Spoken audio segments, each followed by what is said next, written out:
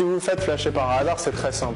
À partir du moment où les flash radars, depuis 10 ans maintenant, ne prennent que de dos, ou quand ils prennent de face, ils ne prennent qu'une plaque d'immatriculation, vous sauvez vos points à coup sûr.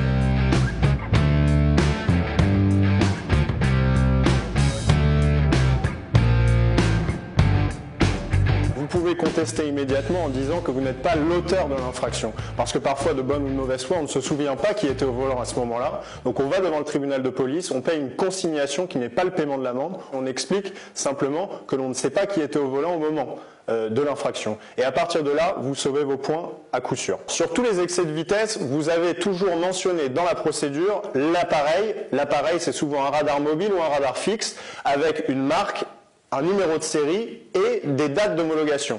La loi dit très clairement que le radar de n'importe quel type doit être vérifié tous les ans une fois. Et si ces dates ne figurent pas, on peut évidemment douter de la validité de cet appareil et douter de son bon fonctionnement. Et la conséquence, elle est logique, c'est qu'on peut donc douter de la fiabilité de la vitesse retenue par ce radar. Et c'est cela que l'on soutient très régulièrement devant les tribunaux de police. Et très souvent, le tribunal de police constate la même chose que nous et casse la procédure.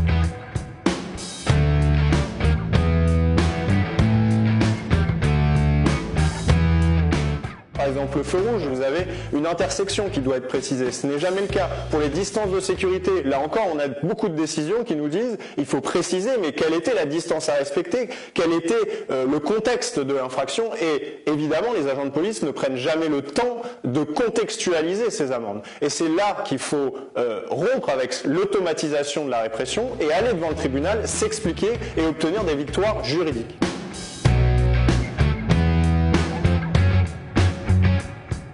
Quand la personne est à 0 point, très souvent, vous constaterez qu'on n'est pas toujours informé de notre annulation du permis de conduire. Et à ce moment-là, il faut faire une chose qui est primordiale, c'est d'aller à la préfecture la plus proche de chez vous, et demander un document qu'on appelle relevé d'information intégrale. C'est le relevé de points, c'est l'historique, le casier judiciaire de votre permis de conduire.